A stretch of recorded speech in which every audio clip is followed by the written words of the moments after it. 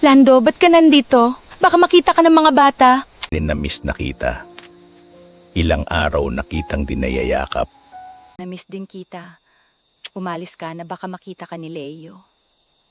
Mahal, aalis na kami. Isama ko si Jun and Marco. Sige, mag-iingat kayo.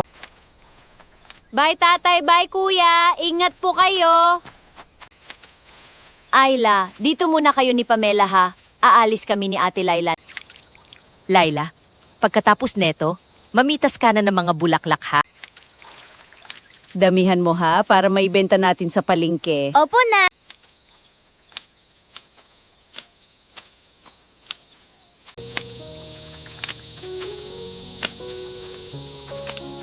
Nga kuya at ate, bili na po kayo ng rosas. Mabango po ito. Nay, buti na lang at naubos ka agad ang mga paninda natin.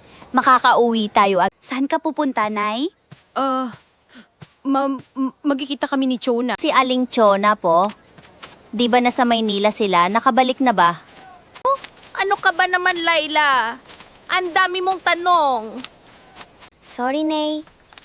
Bukas pa ang uwi ng tatay at mga kuya mo? Kumain na. Uwi ka kaagad, Nay, ha? Una nga. Ate Laila, nasan si Nanay? May pinuntahan lang.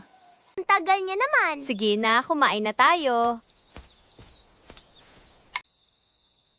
Ate Gabi, nawala pa rin si Nanay. Di ko rin alam, Pamela.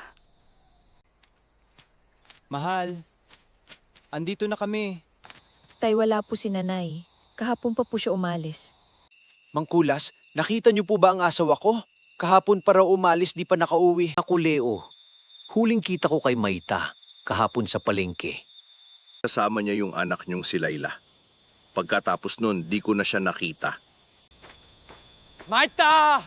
Maita! Asan ka ba?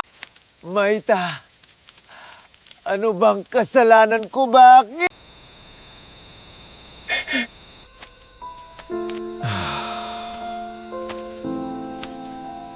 Tay, hindi mo ba nakita si Nanay? Hindi, anak. Iniwan na nga siguro tayo ng nanay niyo.